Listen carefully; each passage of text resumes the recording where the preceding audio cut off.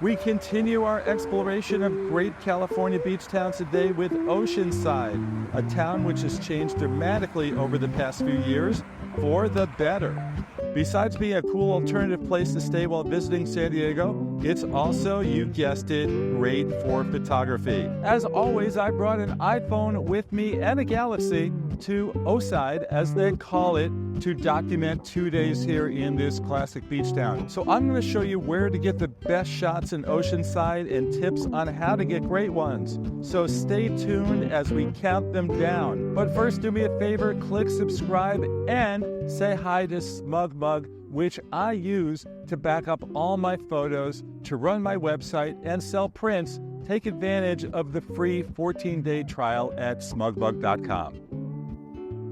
So our photo walk will take us from Mission Street in the heart of downtown down to the Pier and waterfront. If you're up for more photo fun afterwards, well, we can bring you to the harbor as well, about a mile away. And if you have a car or transportation, the Mission, which is 4 miles from town, and it's a real beauty. It boasts the distinction as the largest of the 21 California missions. Now, I get a lot of questions about my little contraption here. This is a filmmaking cage by Newer, has cold shoe attachments for lights, mics, and other things, but primarily helps me keep the camera steady. Let's begin in the heart of downtown on Mission Street, which ends at the sea and leads to the nearly 2,000-foot wooden pier, one of the longest in the state. We're going to begin in Artist Alley right off Mission Street. It's home to just a few of the many, many cool murals that you will see all over Oceanside.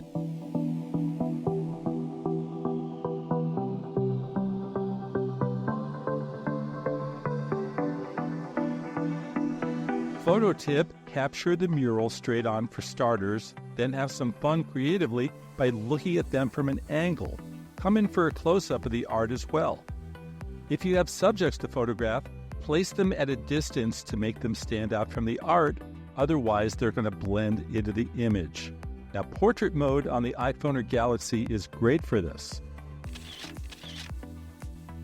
Let's continue our photo walk in the historic downtown, which dates back to the 1880s.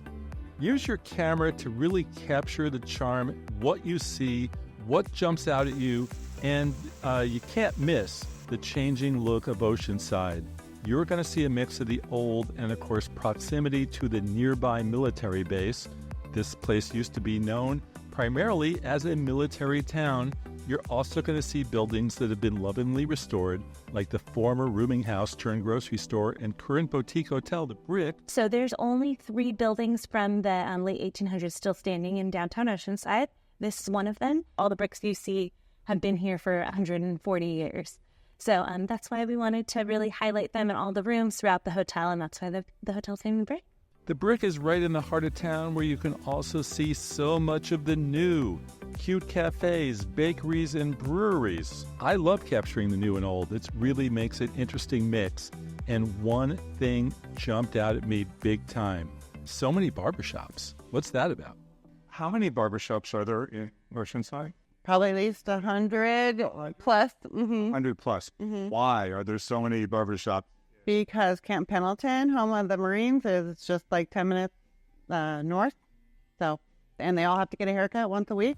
How to photograph the barbershops? There's so much to work with. From the old-fashioned poles to the marketing materials in the windows to the shop full of taxidermy, the way barbershops used to be once upon a time. So I asked one of the barbers if I could just get a shot of him cutting the hair of one of the soldiers, and both signed off on it. Afterwards, I converted it, as well as the photo of Kendra from Shortcuts with her partner, to black and white because it just seemed way more classic and retro. What do you think? Also retro are 2 old classic former movie palaces, the likes of which are disappearing sadly from our cities due to changing tastes in entertainment. The Star Theater on the National Register of Historic Buildings is the jewel here, but it presents a challenge. How do you photograph it when there's that huge streetlight in the middle of the marquee ruining your shot? Well, what I did was walk right under the marquee and place my phone upward. That got rid of the distractions. It's not the shot I would have preferred, but it was my best option. I also went for the telephoto on the iPhone at 5x and zoomed in on one of those stars. In editing, I upped the saturation, vibrance, and boosted the blacks to make the colors richer. Additionally, I returned at night for a side view with traffic zipping by to see the marquee all lit up, but actually preferred the pink colors during the day. The California Surf Museum is not exactly a photo spot, although it does tell the story about the science of waves, and it has a fabulous collection of surfboards. More importantly, stopping in here will remind you of surf's history in Oceanside, which has been a home base for surf businesses, official training location for pro surfers, backdrop for many important festivals, and it attracts surfers from all over the state due to the consistency of those swells. So, note to self, can't go home without some great surfer shots, and I think you know where that will be.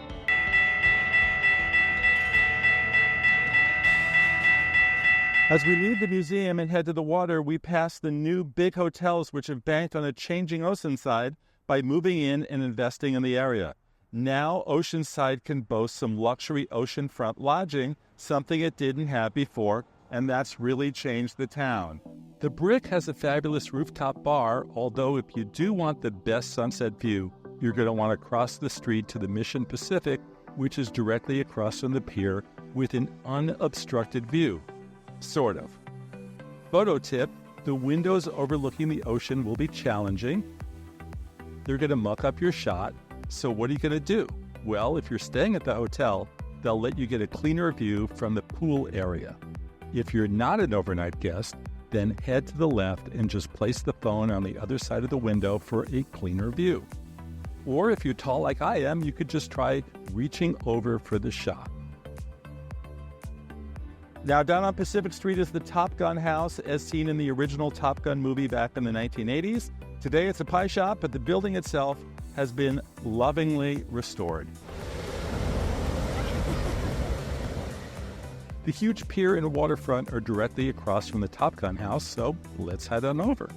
We're going to want a sunset shot either from the street looking down over the pier or by the water. Meanwhile, if you're not on sunset duty, may I suggest checking your tide tables first. Low tide will give you so many great possibilities. For instance, could I be standing here at high tide without getting all wet? I don't think so. You have more fun for photo ops in low tide, more walkable sand, and cool reflections.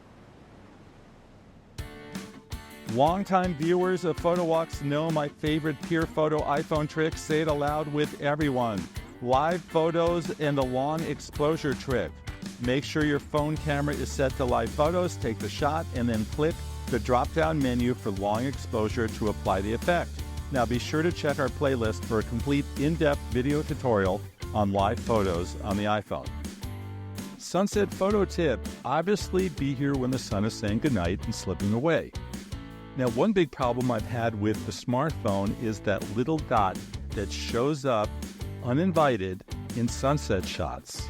You know how I deal with it? I try to move the phone and line the dot directly into the sun itself, and that makes it bleed away. Give it a try. Remember what we learned at the museum about the importance of surf photos in Oceanside? Let's go down to the water and get some right now. Admittedly, surf shots on a smartphone are a challenge. You can use your best telephoto setting and try your best, but usually the surfer is very small, and you really want to see their facial reactions and capture the emotion. That said, I can tell you that surfer shots at midday are just not going to be very good, as most surfers come out in the morning to catch the best waves, and they're easier to photograph because you can actually see them. So you come in the morning and you're going to have a much better shot. You can get good photos looking down from the pier or standing on the sand. Remember that when all else fails, nothing says classic beach town more than a shot of a surfer holding a board, entering or exiting the water, especially at sunset.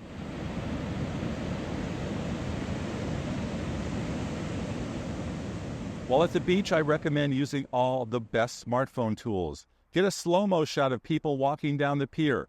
Do a hyperlapse, which is a walking time-lapse as you make your way down the long pier. Remember to try and keep the camera very steady and level when you do this.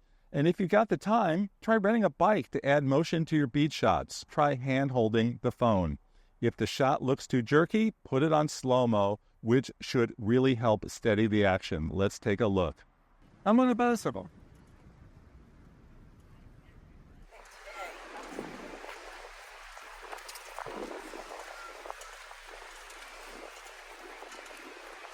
Okay.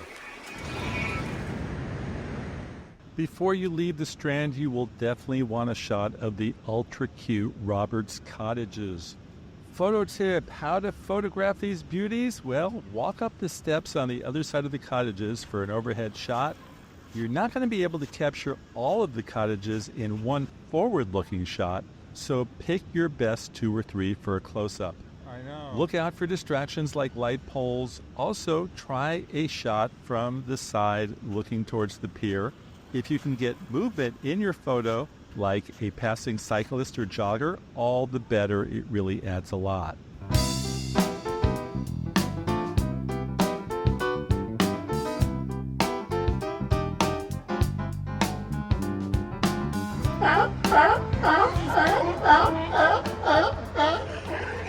If from the beach, your next stop is about a mile up the road, right here at the Oceanside Harbor. This is where you come for all your boating activities. And photo-wise, those really fun, boisterous, and outgoing sea lions. Beyond them, there's a fishing pier right next door where you might get a great shot of a really big and beautiful pelican. How to photograph a pelican? Put on your best telephoto, whether that be 2x, 3x, 5x, or even 10x. Be quiet and walk slowly to approach, being careful not to make the bird want to fly away. In this case, the local fisherman is passing food to the pelican, so it turns out he's not going anywhere. Remember, the beak is huge, so put your focus on the eyes.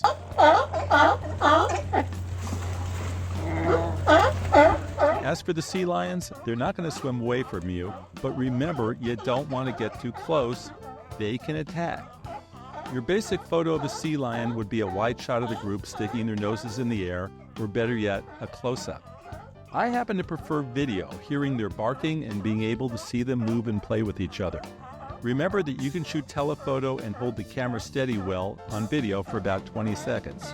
Give it a try. Sea lion videos play really well on social media.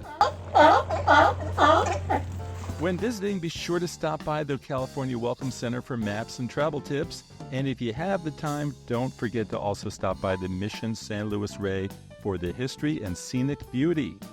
For photographing the Mission, try to get it all. A nice wide shot of the building and a close-up, if you can, of the Mission Tower. The walkways are also great for portraits if you happen to have people with you.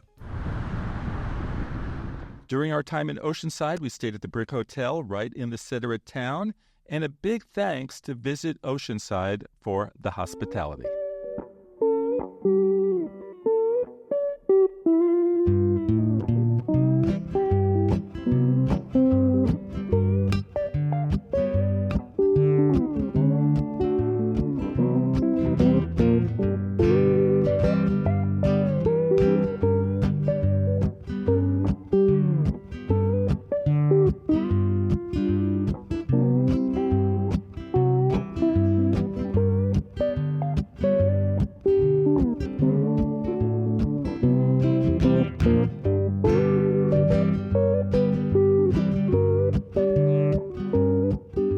Did you have fun with your mobile camera today? Don't forget, you don't need to haul the big camera gear with you anymore. You can do pretty much everything you need to do on one of these mobile phones as long as you treat it like a professional camera.